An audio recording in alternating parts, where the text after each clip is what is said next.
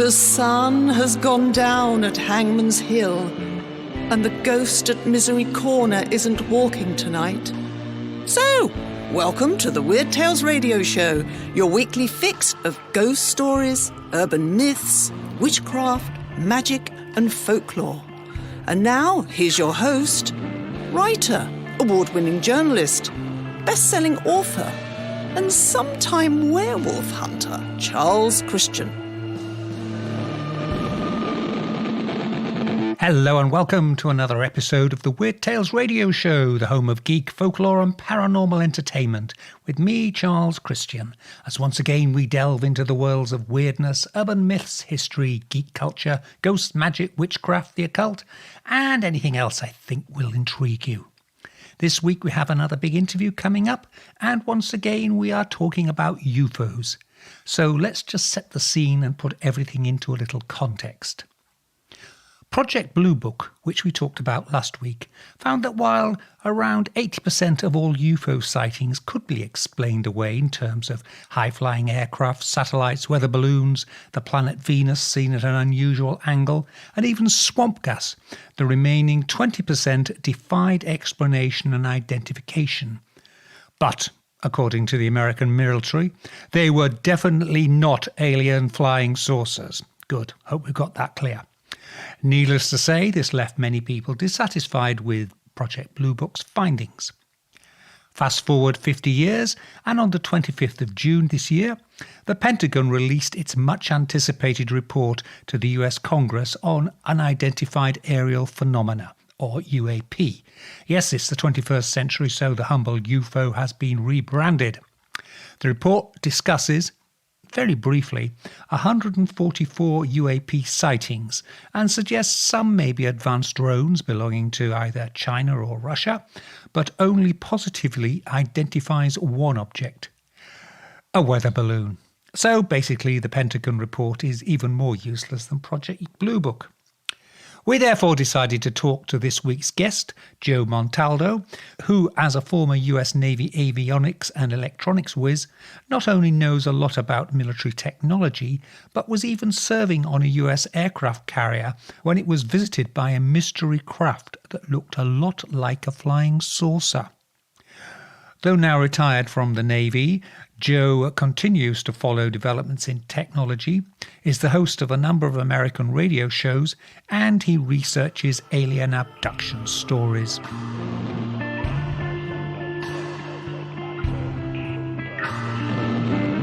What I'd like to talk about, particularly as I notice on your Facebook bio that you've worked with the US Navy in electronics and avionics, about that report that came out last week on the UFOs.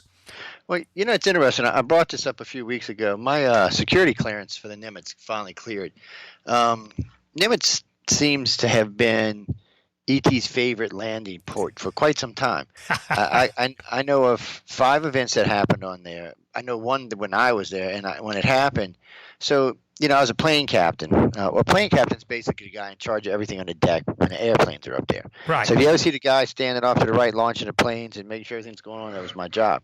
So I had to make sure everything was ready to go. So anyway, long story short, we're on the deck, we're launching. We're doing what they call a touch and go. So we're launching, they're coming in, they touch, they go up, they touch, they go up, back off, they run right off the carrier again. So we're sitting there, and all of a sudden I hear the alarm to bring the planes in. So I'm like, okay, we weren't scheduled to bring the planes in for 8 or 10 hours.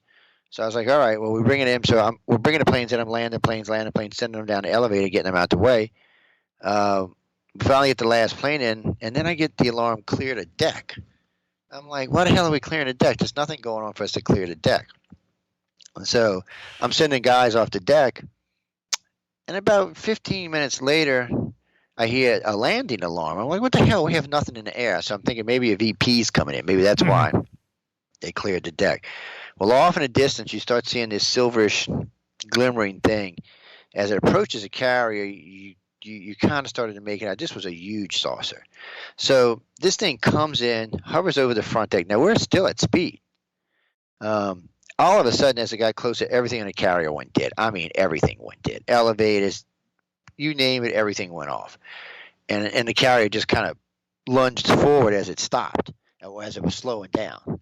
So the carrier comes almost to a complete stop, and this thing comes over. It's hovering over the front deck. It just comes down and it sits down on the deck. Now you got to remember, this thing's hanging over both sides of the deck quite a bit. So whoever was piloting this thing was really good, and it pushed the front of the carrier down considerably. Now, if we'd have been in rough seas, it might have sunk our asses. So I'm looking at this thing going, what is this, some new, and I had heard, I was only 18 at the time, so I've heard about UFOs and stuff, but I don't really know anything about it, other than pilots saying, oh, we seen this weird thing, or we seen that weird thing, whatever it was. So this thing sits down on the deck, and it goes lower, and I hear the captain come on. He's just bitching us out. Whoever's on the deck, get off the deck now. So I'm like, I don't want to get kicked off the carrier, so I start walking to the elevator. When I see a hatch open up, I said, well, I get in the elevator, I'm going down. I get down to the bottom where the hangar is. I get out and I see two of my friends staring at an up top monitor, which all the other monitors were off, but that one, which was kind of weird. You see what appears to be, and they seen it. I did not. When I walked up this event, they were already going into the spaceship. So it looked like. The guy said it looked like this. He described the alien to me that was standing at the end of the flap, and the only thing I could tell you was probably one of those 6 or 7 foot grays. Then he describes the president of the United States, who was currently Ronald Reagan, going on board this thing. And I said, "Oh, I said, you're just effing with me. You just blah blah blah blah blah." So I got some friends in the conning tower because being advanced electronics. I worked every part of the ship from the reactor room to the conning tower. I had a above top secret clearance. A class 10 is what they call it. That's probably higher than a freaking president had. I mean, because of the things I've seen from the weapon systems to the conning tower to the nuclear reactors, I was probably one of the few guys that got to see all of it because everybody's assigned duties. And so I'm sitting there, no way. And we sat there, didn't see. With barely anything working. Some of the electronics came back on, but not a lot. No propulsion whatsoever. We're just sitting there. Now, we got to remember, this is the USS Nimitz. We're basically a target at this point. And there's a big steel rock floating around in the ocean is basically what we had. It never lifted off until these people came back out of the thing. Now, when I noticed you see the hatch reopen, looks like humans walking out, everything went dead. They flipped the monitors off. From the conning tower, they flipped them off, and I know I went back up on the elevator because I told my commander, I said, I forgot something on the deck. I got to go get it in case a plane comes in, it might suck it up. So I said, get up. So I go up there. I got up there just in time to see what it looked like. I couldn't make out the humans without that camera. You couldn't make out who they were. Walking back to the conning tower, this thing starts to lift off the carrier. You can feel the carrier shift. As it's lifting up, because the carrier starts lifting up from the weight being removed from it. It kind of lifts up, it hovers over the carrier for a few seconds, it starts to drift off. As it starts to drift off, everything starts coming on carrier power, everything starts coming on, and poof, it was gone that fast, man. I mean, literally. It didn't streak off. That's what was so weird about this thing. It kind of went like it was going to zip out, and it just was gone like a blink. I don't know if it was moving that fast that you couldn't make it out with the naked eye, or some kind of portal opened up and it went in it.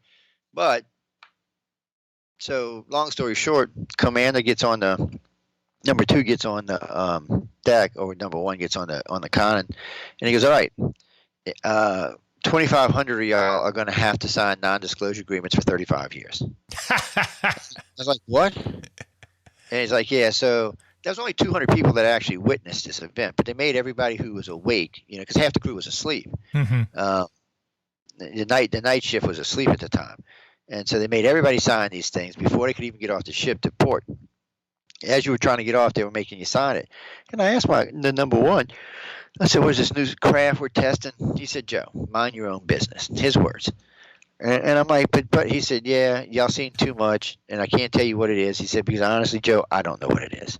He said, I had to sign an agreement too. He said, I'm just as in the dark as you are. And this is the number 1 on the ship. He's right behind the captain, and he don't know shit. So, I'm kind of confused at this point. A couple of days go by. The captain comes down to the enlisted men's mess, which never happens.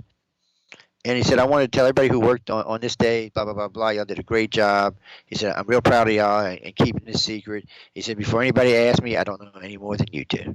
He said, "All I know is we had VPs on board. I can't tell you who they were, but they were big VPs, and they met whatever this craft was. We don't know if it was ours or somebody else's. They met for a couple of hours, and then they came back and they left. He said, "I wish I could tell you more." He said, "If I knew, because you're gonna all have to sign these agreements, I would tell you." He said, "I just don't know." Now, this is the guy at the time. The Nimitz was the most powerful ship afloat in any navy, the largest, most powerful thing in the ocean, except for the Enterprise. And you're kind of like, "What? You mean you don't know? You don't know who the hell was on your own ship?" And he was just as pissed as we were. You could see it in his face. He was just as pissed. Now, from what I understand, later on, he found out that it was the President of the United States. And it did get through. Just before I got shipped home, I got called in for a briefing. And he said, "Look," he said, "I know y'all know who it is because the cameras were on at the time. The front cameras were on at the time." He said, "I know some of y'all seen this." He said, "So I'm confirmed that this was the President of the United States. It wasn't a lookalike. It wasn't nothing else." He said, "I couldn't tell you who he was meeting with. I couldn't tell you if they were aliens or some Russian thing or something else that, we didn't know about." He said, "But anyway, you're not going to be able to talk about it." So, and it was so funny because I had forgot all about it. I'm not kidding. I'm a ufologist, but it kind of just went to the back of my brain. And a friend of mine calls me a couple of weeks ago. He said, "Guess what?" I said, "What?" He said, "Our non-disclosure agreements are over." So, but for me, it's different because I have a class 10 security clearance. That never goes away. You have it for life. It never goes. Matter of fact, every 4 years since I was 18, the FBI does a background check on me every 4 years. And I didn't even know they were doing that until Hurricane Katrina, because I own a construction company. And I had an FBI guy who was a forensics expert, and he had retired, but he ran my name through the FBI before he let me do the work in his house. So when I came out to sign the contract with him, he goes, "Joe, who the fuck are you?" He said, "Why are they doing a background check on you every 4 years?" He said, "That's a rare thing." He said, "You really got to be somebody." I said, "I'm a nobody. I just got a really high clearance." I said, "I used to work on the jets." I said, "I worked on the jets. I worked in the reactor room, and I worked in the conning tower." I said, "I was in all the sensitive places aboard the USS Nimitz." I said, "So I had to have a really, really high security clearance because I could tell you how the nuclear reactors work, which the Russians would have loved to know. I could tell you all the equipment on board the conning tower because I worked on it, from all of our anti-missile defense and to everything else. I worked on it. I could tell you everything about the jets because I worked on them." And so I had to have a really, really high clearance. And it was just weird to find out they were still doing. And I checked just recently; they're still doing them. I'm 58 years old, and they're still running these background checks on me. And when I first started hosting Wake Up USA, which we retired, like 16 years ago, I got sanctioned, which is just a warning not to talk about something. I got a call from the FBI. I was talking about advanced EMP shielding. So most people that know our aircraft back then had, shielding for electric, for pulse. Yeah. Mainly because if they're in an area when a nuclear blast goes on, the EMP would, wipe out the jet, all the electronics, it would crash. Yeah. So they had shielding around all the electronics. And I didn't even know what it was when I first got there. I had to go ask somebody. I said, "Why do we have these plates in front of the electronics?" Because it made a real pain in the ass to work on the electronics. He said, "That's EMP shielding." I'm like, "Really?" So, and we also found that later on that both Russia and China were developing EMP weapons. We would have them ourselves, but I was surprised that they sanctioned me for it. So I talked about, a guy had come on and had told me, he called me up at home. He said, "Hi, I'm such and such with the FBI." He said, "Recently you had talked about this." He said, "We're sanctioning you. We're going to put it on your record. You can't talk about this." I'm like, "What do you mean?" He said, "Joe, nobody knows yet." I said, "Dude, it's been 20 years. He said, "I'm telling you, nobody knows yet." So I'm thinking, okay, nobody knows. Like, don't tell me the Russians didn't already know this, because I know damn good and well they did. And I was like, okay. I said, I won't do it. But one of the things that got me interested in ufology, of course, that was a big part of it. Mm-hmm. But even after that, I wasn't all that gung-ho about it. I was thinking maybe I should just stay out of this field because, pilots, I'm not kidding you. So we'd sit in the line shack, and we'd be talking, and these pilots would tell us about all this weird shit they'd seen. And I mean, they had seen all kind of hairy, scary stuff, man. They would say they would get buzzed. I said, "Well, I thought the Foo Fighters went away." He said, "Apparently they haven't." He said, "We're just not allowed to report them outside of the Navy." And the Navy required them to report them. See, I was always under the influence that the Navy didn't care. Well, that was not true. If you had an encounter like that, the Navy wanted you to report it. They wanted to know what kind of speeds they were doing, what kind of maneuvers they were doing. And what's scary about that today is a lot of our drones can reproduce the things that like the Foo Fighters did in the 50s and what they've done in the 70s and 80s. But they can't achieve those kind of speeds. So they can do those weird flips and those wraparound and things because, they're drones. I mean, they don't have any humans in them. So drones can do a lot more than a craft with a human in it can do. But they could not achieve the speeds. These things, one of the pilots told me he was in an F-18 Hornet. Now, I'm not going to get into what top speed is about. But anyway, we'll tell you it's over Mach 2. And he said they would blow up by us like we were sitting still. He said you couldn't even get a shot at it because all your electronics, and he said it was funny. He said, it would only jam the electronics for the weapons. He said the radars were still intact, but somehow or another they knew where our weapon systems were. They were jamming, whether it was machine guns, because a lot of them carried 50 cal or 20 cal Gatling guns is what we called them, because they're basically what they were as Gatling guns. I mean, these things would spit down bullets at a rate. It was unbelievable. He said, but none of that would work. He said they would zip by, and then they'd come sit in front of us like hovering. They would hover, but keep pace with the speed of the plane so the plane wouldn't hit them. He said it was the damnedest thing I've ever seen. He said most of them were saucers. He said every time you'd see some orbs or something. He said, but it was just scary, hairy to think there was something out there flying. He said, I would always go ask my commander, is that the Russians? He said, hell no, that ain't the Russians. The Russians can barely fly a jet. Do you think they really can do this? And he said, no, it's not who it is. He said, we don't know who it is. Nobody wants to talk about who it is or what it is. He said, all I can tell you is these things really, really blow out speeds that no one can really comprehend. And they call them UFOs. And every now and then, the Nimitz would report an underwater UFO. It would just come sailing out from crazy stuff. So the pilot said, yeah, you'd see this green glow in the water. And then you could tell it was under the carrier because all under the carrier would glow green. And all of a sudden, they'd just shoot out in front of the carrier and just kind of hover in front of the carrier and then take off. It was teasing them. It's just basically saying, nah, you ain't got a prayer against us. I really think a lot of it was just to let the military know, look, we're very advanced. If we wanted to wipe you out, we could do it easily. Please don't shoot at us because we will shoot back. And it was just hairy, scary, and more and more pilots. So when I got discharged into reserve duty, I got assigned to a place called Alvin Callender Field out of New Orleans. And we used to hear these pilots talk about, because a lot of these pilots were reserved. They had served, 8 or 10 years, and they would come back and they would talk about all the shit they seen. I'm like, wow, that's just crazy.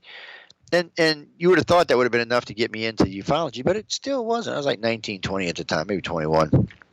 I started meeting these people out of the blue who were telling me they were having abductions. I'm like, so my first thought, Charles, was, yeah, y'all need to seek professional help soon. Yeah. I said, really? There's no aliens abducting y'all. Get the hell out of here. Why would an alien want to abduct someone like you? And then I got to realizing something. Some of these people were in key positions. The first woman I met was this woman's making $200,000, $300,000 a year. Back then was a lot of money. That's like a mill today. She had a family, she had a husband, she had friends. If this stuff would have came out, she'd have lost her whole career, probably her family, probably everything. Then I had a politician who I knew personally because I used to play darts with him. He starts telling me, I don't know what the hell, would I have a face that people want to tell me they've been abducted by aliens? I couldn't even understand that part. And he starts telling me about these aliens coming in his house and taking him and his kids. I'm like, dude, I said, you're running for a council position? Maybe you should retire. I said, he's like, no, Joe. I said, I know you don't believe me. So by the time I was around 22, about 10 or 12 of these stories had been told to me. This and what happened on the Nimitz was enough to really drive me into getting into this field. But it always amazed me how many of these things buzzed a carrier. I mean, every time, and even today, I was talking to a friend of mine who's on the George Washington, not the George Washington, the George Bush, and he said it's still going on today. He said they still come by at high speeds and buzz the carrier. He said he remembered when the carrier was first deployed, one came by and buzzed him, and they scrambled all the jets. They thought it was like maybe a Russian or a Chinese jet. But it wasn't, of course. It was something else. They could never catch up with it. And one time, he said it came over the carrier for a minute. Everything went off in the carrier. Everything shut down. Right in the middle of, landed planes and stuff, which is really dangerous because if the catapult's not working, you can really mess yourself up on one of those jets. And then they disappeared. He said they just come by every once in a while, like, hello. He said one of them came by one day. He said it was funny. It was a saucer, got on the side of the carrier and just started waving left and right, like it was waving at him, and then took off. He said it was so funny because he said you would see them streaking, and then it would come back and they would just disappear. He said it's got to be some kind of doorway, Joe. He said it's something. He said it's something that we don't know. He said because obviously they're not. He said either that or they're traveling at speeds that you can't see them anymore. He said that's got to be ungodly speeds. He said inside of an atmosphere. He said I don't even think they can do that. I said I don't know what they can do and what they can't do. But here we are, 36, 37 years later, and I know a lot more. But still, I have no idea. I have some idea, but why they want to come mess with us? What it is about humans they want to talk to, who they want to get involved with. Why screw with us? What is it that we have? I mean, is it literally something we have? Is it they just want to watch us evolve? And the more questions you ask, the more questions you end up with. You get very few answered, and it seems like when you do get an answer, it comes out to 8 more questions. Mm-hmm. Sometimes I'm thinking, why bother asking any questions if it's going to keep coming out to more questions? We found out a couple of things with agendas and stuff, and it just made for more questions. Then we found out it seems like we're not the only ones being taken. They seem to be taking people on other planets, bringing them on these ships, and letting us be introduced to them. So it's crazy stuff. But in the Navy, I know the Navy ships, and it's not just the carriers that get buzzed. I know destroyers that have gotten buzzed, fast attack craft that have gotten buzzed. I've heard submarines getting buzzed underwater. A good friend of mine was a number 1 aboard a submarine, I'm not going to mention his name of the sub, he said they cruising along one day and they thought there was a Russian ship. It's not uncommon for them to shadow each other underwater, play with each other, play games. He said they're cruising. I'm not going to say how fast because I'll be giving them top secret stuff. But anyway, they're cruising almost top speed, trying to get away from whatever it is. He said this thing kept gaining. And his captain said, what the hell is that? He said, the Russians must have a new sub that can keep up with us. Because at the time, they didn't have anything. At least we didn't think they had anything that fast. And he said, yeah. Then all of a sudden, sonar says it's on the side of them. And I can't say what it is, but submarines have some more advanced detection systems now than sonar. But anyway, it showed them running on side, and then when it scanned, it showed not the shape of a submarine. Then it got out in front of him, and it just left them. He said they tracked it. They could keep the track for about 8 or 10 miles. He said, but it was moving well over 200 knots underwater. That's, in case y'all don't know, a knot's 1.5 miles an hour, people. So you can do the math. That's 300 plus miles an hour, something cruising underwater. Yeah. As far as I know, nothing on any Navy, on any country can do 300 miles underwater. It's never even been heard of. I mean, most top speeds underwater rarely over 50 knots, which is about 75 miles an hour. So, people, it's slow, really. It's kind of strange how it works. And you might see some ships now that can cruise fast than that with the new bigger reactors, but nothing that's going to do 300 knots. There's just nothing in the Navy that can do that. And it just confused them. And, of course, they have to report it. They called it in.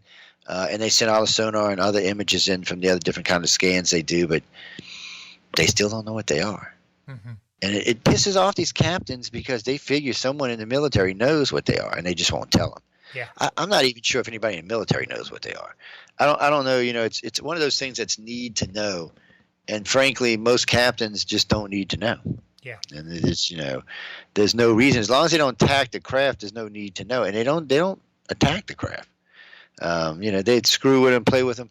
I do remember one sub commander said that one had left a wake. It made he said it made the submarine buck.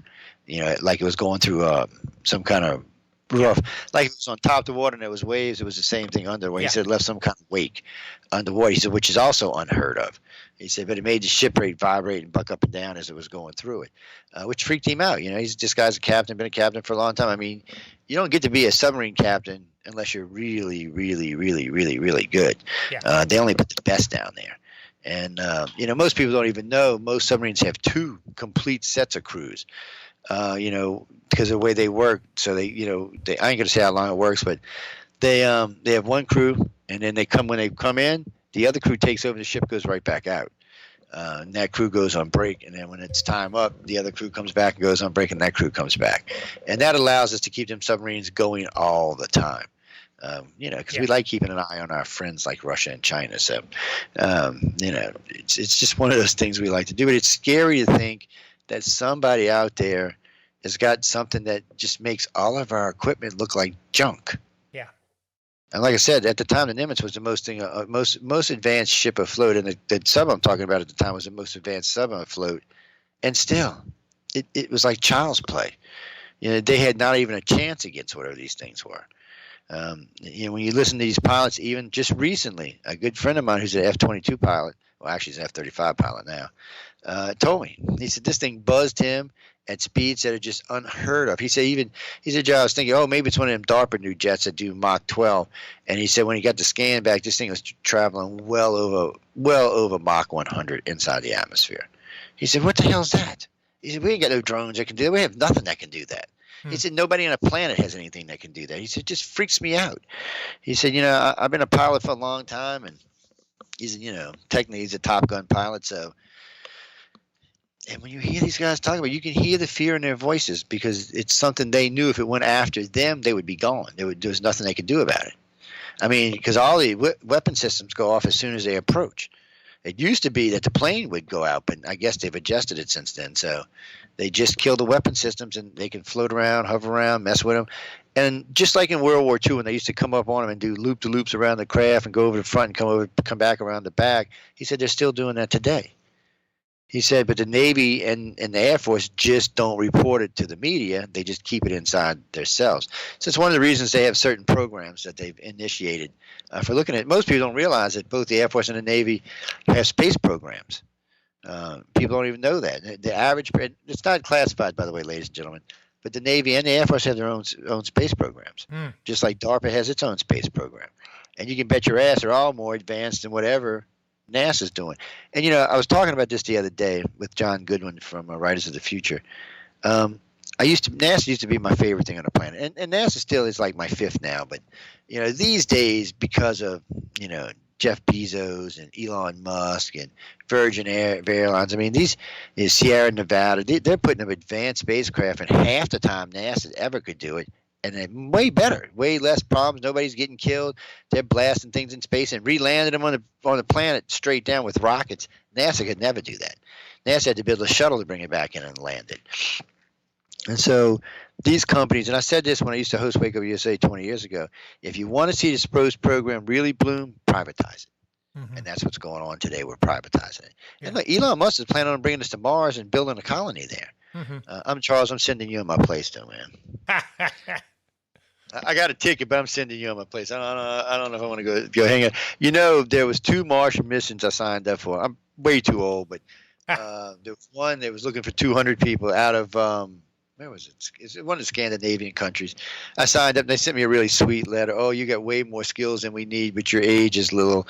You're a little old, and we don't know how you would fare on Mars. I'm thinking, what are you worried about? It's a one-way ticket. What do you care? You would think you'd want somebody who knew what the hell they were doing. You don't want none of these Z-Gennies or these millennials. They'd panic. I'm not going to panic. I'm going to have a good old time on Mars.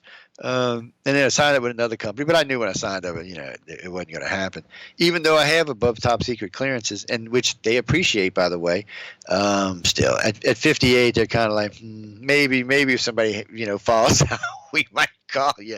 I want to just go over and slap them in the head and shit. Yeah, let me go to Mars, people. Of course, my family don't think it's a good idea, but hey, it's a chance to go to Mars. I want to go, man. Shit, I'd love to be one of the first colonists. There might be some ETs living there. Well, I mean, we all grew up with the Jetsons and things like that. We were all expecting flying cars and holidays on Mars by this time of. Well, I was always told as a young man that you could expect flying cars and stuff by 2000. Yeah. Of course, we're not even close to. I mean, all right, we do have something you could call a flying car. Those ones that land, they're basically just big drones, is what they are. But and we're getting there. But Charles, I don't think we're going to see it in our life. Our grandkids might see it. I don't think we're going to see it. I just don't feel like the love is there. It's unfortunately, it's just not where it should be today. But it's like, a good friend of mine, we got into this discussion a while back about religion. and how much it slowed us down. Well, a group came out, one of the think tanks came out and said the Middle Ages probably set us back 500 to 1,000 years. There was two times though. There was when we switched over from BC to DC, they say that's what was going on back then probably held us back 500 to 1,000 years. And then in the Middle Ages, when religion was taken over and everybody was being burned at the cross, well, whatever they were being, or or when inquisitions were going on and all these books were being burned, that they say the burning of the Library of Alexandria probably set us back 500 years itself. And because of the stuff that was in it. From what I understand, the library contained more than 50,000 pieces of works there, and paper. Not even talking about sculptures. What else it might have been there? Just like the location of Atlantis and stuff like that. So unfortunately, you and I are suffering because of religion. And people, I'm not hating on religion. I grew up as a Catholic, so I'm not hating on religion. I'm not Catholic anymore. I'm not religious like that. I'm spiritual now. I'm not religious. I learned the difference between religion and spirituality. There's a difference, but they set us back, and because of that, you and I are not going to get to see things we should, like the Jetsons flying. Because man, I want my flying car. Have you driven in traffic, man? It's screwy, man. I don't like driving sitting. I probably spent a quarter of my life sitting in traffic. It's just sad, but I'm ready. But ET seems to have stepped up things a little bit on abductions, but not as much in sighting. So I got a question for you. So 1950, 1960, 1970, we were getting tons of UFO pictures. Now here we are in 2021. Everybody on the planet's got a damn cell phone in their pocket with a camera on it, but yet the amount of pictures have gone down and not up. Why? I'm confused. Shouldn't there be more? I know why, but I'm confused on why people don't catch this more often. When I talk to ufologists, because technically I'm not a ufologist. I'm a abduction researcher. Ufologists are people who really study UFOs themselves, and even though I'm way more qualified than most people in the field to study, I mean, I got advanced degrees in electronics, advanced degrees in avionics. I've got advanced aircraft recognition because I was stationed on the USS Nimitz, and it's required for anybody on a flight deck. I've got facial recognition, facial software, body language. I got my private investigator's license, several other things besides that. And I'm really overly qualified to chase UFOs, but nobody in the field really has the degrees I have for looking for UFOs, which you should have. I also have amateur astronomy and what's the other one? I took a course on bias, but there's another one besides that. For some reason, it's going right out of my brain at the moment. But you really need to have all that if you're going to study UFOs, because you need to know what's flying around. And then on top of that, and I tell everybody this, and I'm going to tell it again, on my phone, on my laptops, I have aircraft monitor. People, you need to get this. This will tell you where any flight is at any time, and it's legal. It's not illegal. You can have it. It tells you military flights. With the military flights, it'll show you where it's going and where it's coming from, but it won't tell you. It won't tell you what it is. It won't show you the listing. But on commercial flights, it'll tell you listing, where it's going, where it is, when it took off, all kind of wonderful stuff. Shows you helicopters, other things flying around in the air. So you have that. I also have J-Track, which tracks all satellite movement in space. So when I see something, I can immediately go, oh, it's not an airplane. Oh, it's not a satellite. What the hell is it? Well, I went and took a course on air. Shit, I can't get it out of my mouth. On it's anomalies in the air, things that could cause like weird flights, and I took a 2-year course on it. So really and truly, I'm far more educated to look at UFOs than anybody that's currently in the field looking for UFOs. But it's just I'm really more interested in why they're being taken than why they're flying around. Because I said this to Stephen Bassett, who's a friend of mine. We're never going to get to the truth chasing lights in the sky. You're listening to the Weird Tales radio show with Charles Christian. Even if we can show you that it's not from here, it doesn't mean anything. People go, okay, well, all right. The only place you get the truth from, you're not going to get it from the government, so that only leaves you the aliens. So it only leaves you the people who are being contacted by the aliens. And let's be honest with that, some of them people are quite flaky. Yes. Yeah. So it's a hard thing. When people tell me like stuff like, oh, they're here to kill us or they're here to save us. All right. They're here to enlighten us. And my favorite thing is with this is, oh, they're really here to enlighten us? are you living on the same planet I am? Have you took a look at our planet recently? I said, our planet seems to be getting less enlightened instead of more enlightened. I mean, we have become polarized as a planet. We used to not be that way. We just, everybody's picking sides and holding sides, and everybody's hating on each other. That's not going better.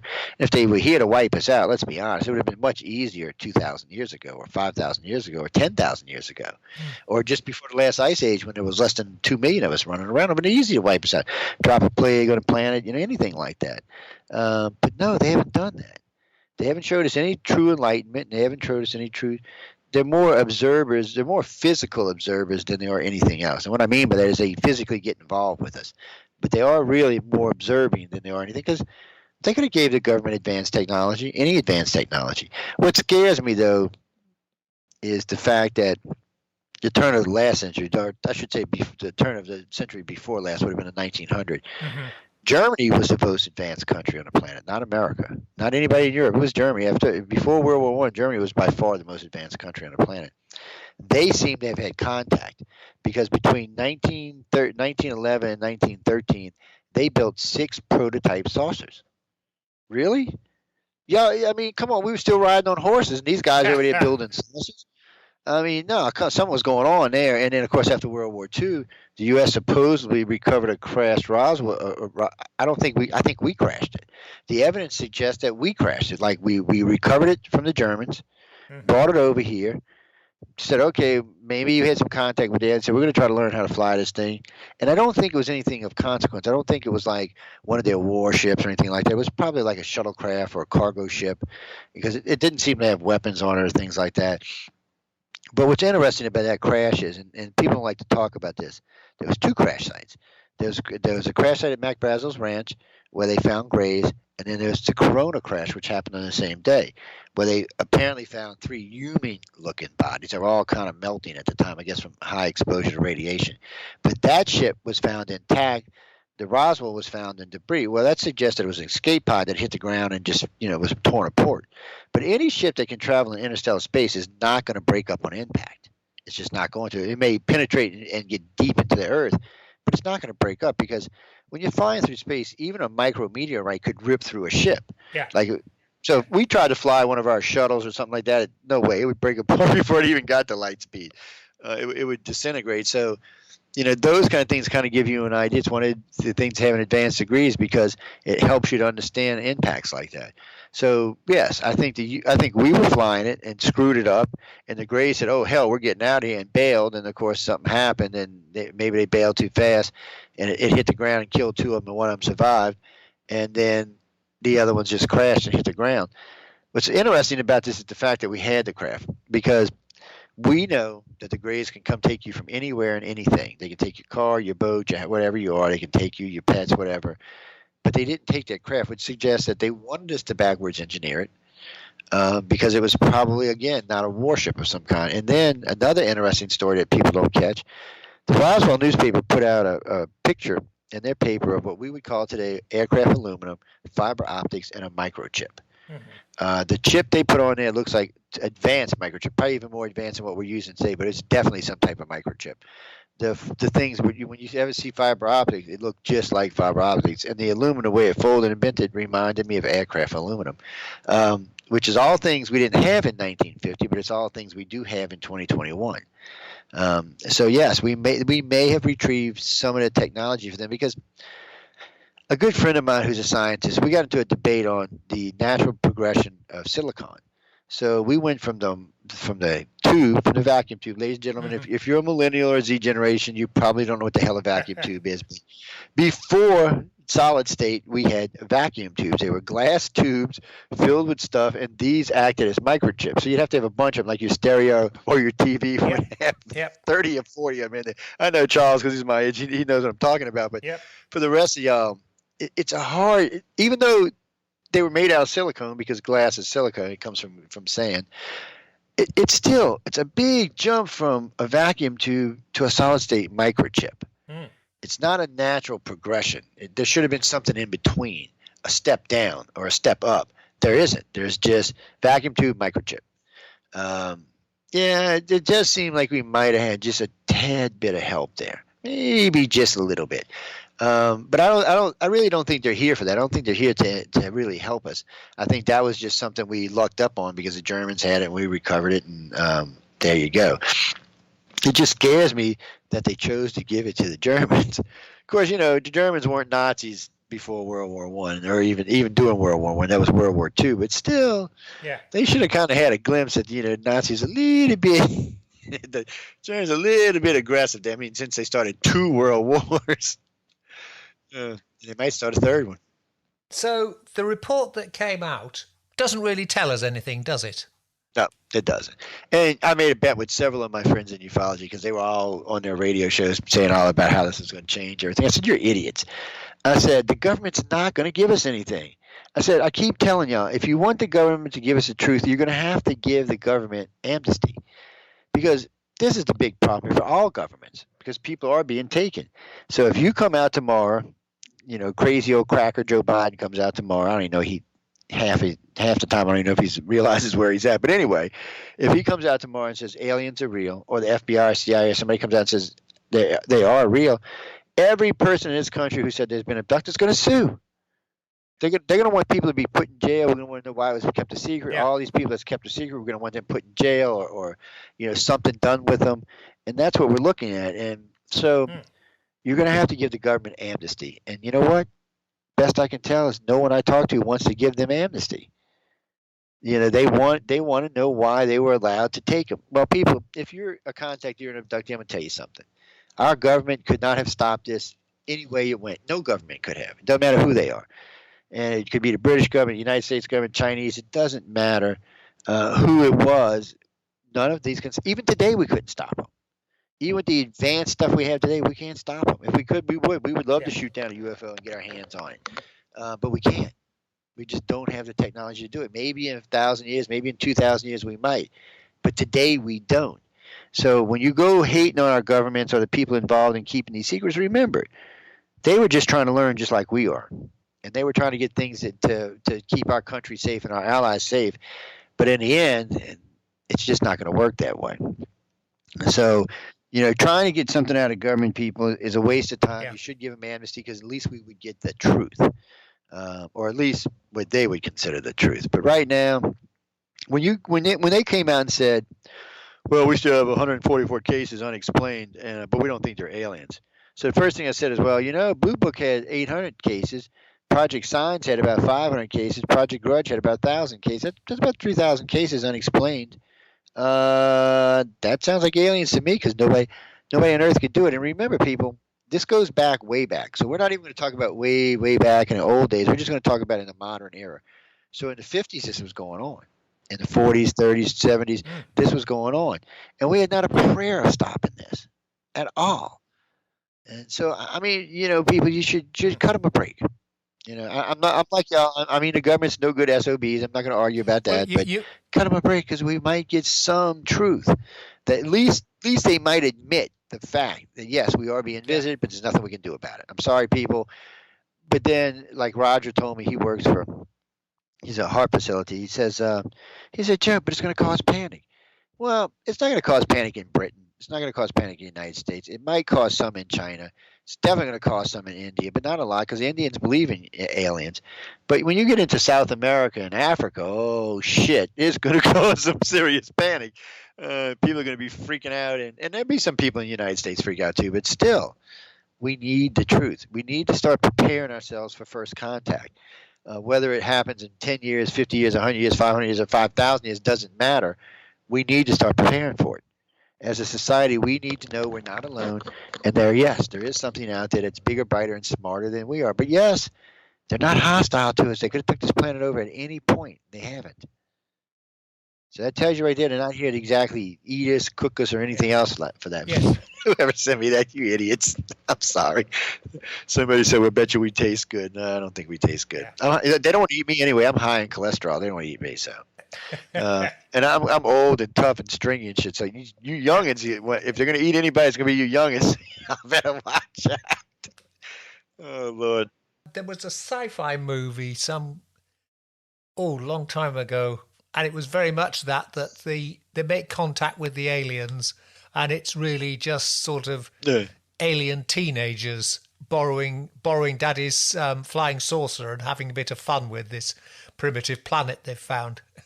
That's a scary part. It could be true. Yeah. It's I tell people all the time because a good friend of mine who's in the government, he's way up in the government. He goes, over the years, I've managed to make some really high up friends in the government. Okay, where did my mic go there? Okay, there we go. I've made some really good friends in the government, and the couple of trips I made out to D.C. for lecturing and for the X conference took me up some aides who put me in touch with some other. Then I met Senator McDonald, who connected me with some other people, and through my military connections I've kept over the years, I've made some really, really high up connections, and they worry about this. I mean, they seriously do worry about this. It's something that they don't like people penetrating our airspace, and that's another thing. See, this report hurts the government because now we're going to expect them to go chase these things because we're going to think it's Russian or Chinese. A lot of Americans are going to go, well, if it's not aliens, then it's Russian Chinese. Why aren't we out there shooting them down? I mean, one of them just hovered over D.C. for an hour, and before we even scrambled an F-16, which never had a prayer of even catching the damn thing. That was a funny one, Charles. In 1950, there was a sighting that was over D.C. And after about 30 minutes, we scrambled, I think, some P-5 Mustangs or something. And then 50 years later, to the same date, almost at the same time, I think it was in 2000, another one showed up in the same location and just sat there like it was a 50-year anniversary. And then we finally sent an F-16 up, but it never catch it. Now, I'll tell you a good one. The Belgium triangle sightings are great because it happened for several nights. So I was going to say to UN, who is it? NATO decided that they were penetrating their airspace, and we thought it was somebody else. So we sent a squadron of F-16s up. So they're flying out there. You hear the pilot. I can't use the language he was using, but it was like, oh, beep, beep, beep, beep, beep, beep. It's a triangle, beep, beep, beep, beep, beep. What do you want us to do, beep, beep. And the whole time you can hear the commander going, just don't shoot it, follow it, look at it, because it was just kind of floating. It wasn't. It kind of acted like a dirigible because it was just kind of just floating along. It wasn't even traveling any speeds, but it was big. I mean, the city in Belgium, it covered the entire city as it went over. It freaked out everybody who lived there. There's quite a few reports that came out about it. And this thing just hovered along. And the F-16 pilot's going, he said, I'm starting to feel strange, and my instruments are starting to get weird. And the other pilots got on the mic and said the same thing. And then all of a sudden, this thing was gone, just gone. And they were told to pursue it. He said, pursue what? There's nothing to be seen. There's nothing on radar. There's nothing around. There's nothing at all. Well, 2 minutes later, it showed up over another city. I think it was like 2,000 miles away on the other side of the continent. And they were like, well, we can't go there. You know how many people's countries got to cross to go there? Yeah. That's not going to happen. We're not going to just go flying around unless they're NATO countries. And It was a strange event. But those kind of things, when you get pilots that see stuff or policemen that see stuff, they're really good. They're really good witnesses. They pay attention to detail because that's their job. And when you hear these pilots talk about these things, they're stunned. They're like, well, if it's our enemies, we're done. And that's how you know it's not Putin. Putin's an aggressive SOB. I like Putin, by the way, but he's an aggressive SOB. And if he had these kind of weapons, America and Europe would already be conquered. We'd all be red Russians now. Same thing with Xi Jinping. I mean, if he had these kind of weapons, Russia would be conquered and all of Europe would have been conquered by now, probably the United States as well. So it's not theirs. It's not ours because we just decided to take over the whole world. So this is somebody outside source. Now, somebody the other day said, couldn't it be someone on our planet that evolved faster than everybody who's just here? Like, I guess they got that idea from the Black Panther, Wakanda Forever. Yeah. Which, maybe Atlanteans. Maybe if Atlantis sunk to the bottom and it managed to survive, maybe it's them. But other than that, I just don't see it. Yeah. Because where were they, in the olden times? And a good, getting back to what I was saying earlier, the thing is, people, if you don't believe in UFOs, which only means unidentified flying object, think about it from this point of view. Man has only been in the air for less than 250 years when we invented the first dirigible. That was our first foray at air flight, and then the Wright brothers were in the 1900s. So really, we have only been flying for about 200 years. So anything before that, and Britain's great for this, by the way. There are several really nice pictures of London where these weird orb things would invade London. And several artists just sat outside and took pictures.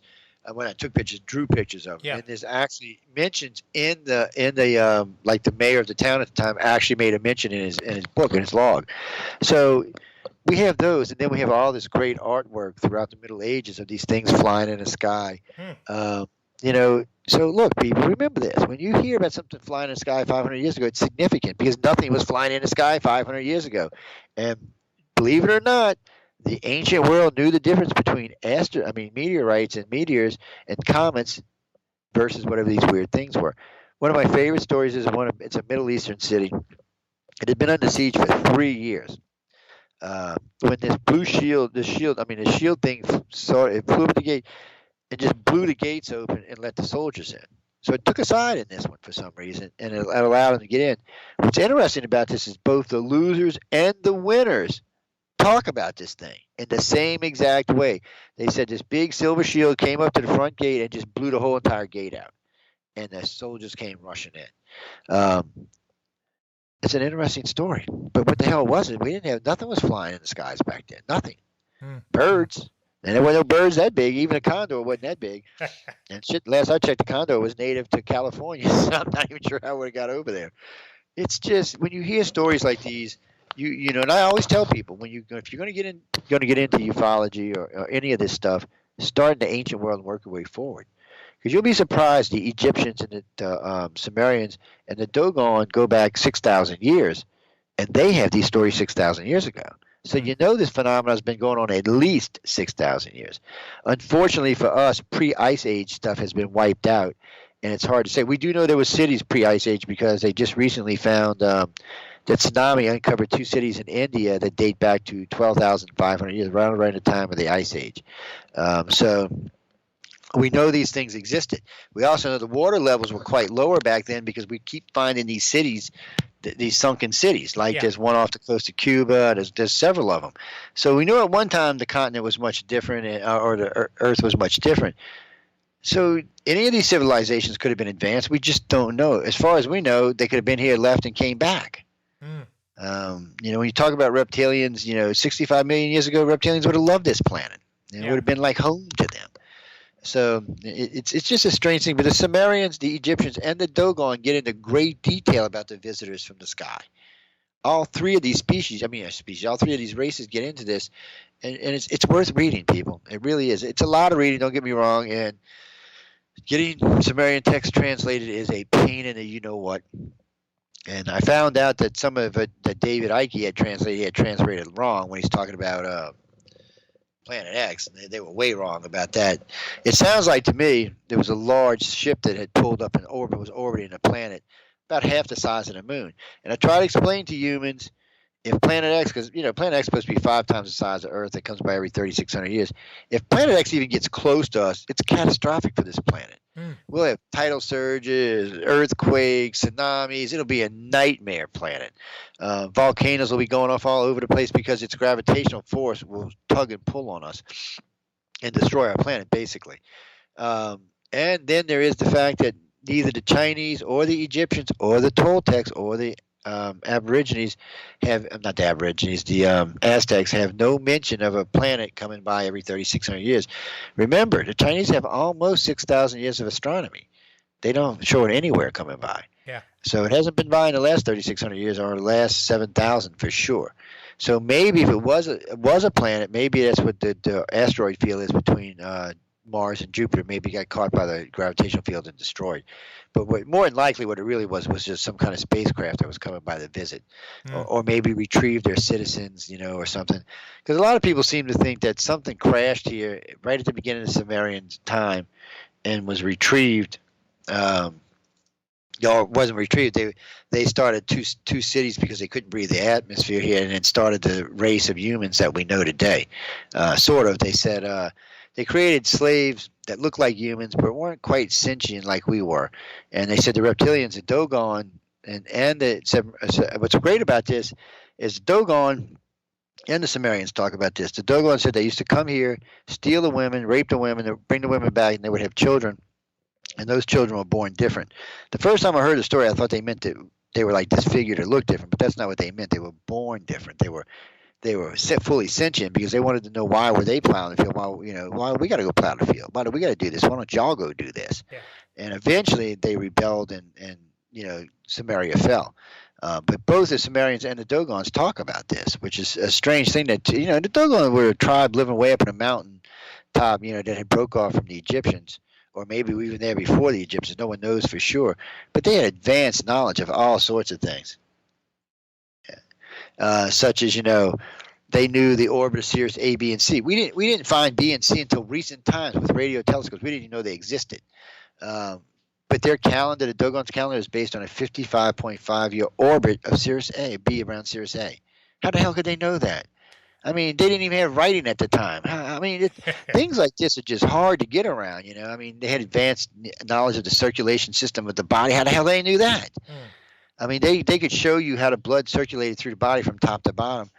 Now, come on, who the hell told them that? They didn't find that out through science. They didn't have the technology. They didn't have MRIs or any of that stuff at the time. So I'm totally confused about that. And then knowing that, and they knew the mass of Sirius A. They knew if you took a spoonful of off of Sirius A, that if you tried to bring it on Earth and dropped it, it would go straight through the core of the planet and come out the other side. How the hell could they know that? Yeah. I mean, unless somebody was telling them. I mean, I don't know how else they could know it. So those kind of stories you got to pay at least some attention to.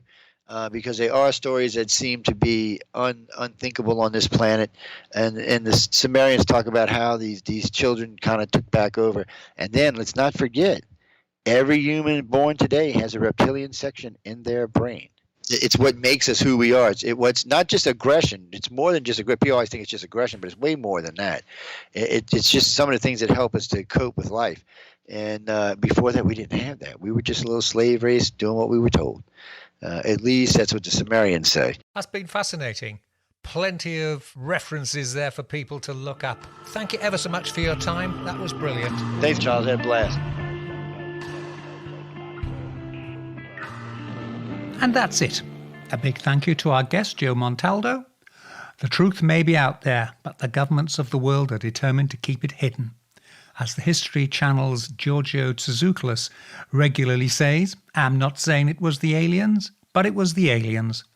This is Charles Christian saying thank you so much for listening in. Please join me again next week for more strange tales for strange times. Until then, stay well, stay weird. Goodbye. Black Shuck, the demon dog of East Anglia, is baying at the moon.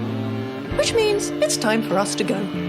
You've been listening to the Weird Tales radio show with Charles Christian, your weekly fix of ghost stories, urban myths, witchcraft, folklore, and the paranormal. You can keep in touch with us online at www.urbanfantasist.com, by email to urbanfantasist@icloud.com, and on Twitter @urbanfantasist. Join us again next week for another edition of the Weird Tales radio show. Goodbye.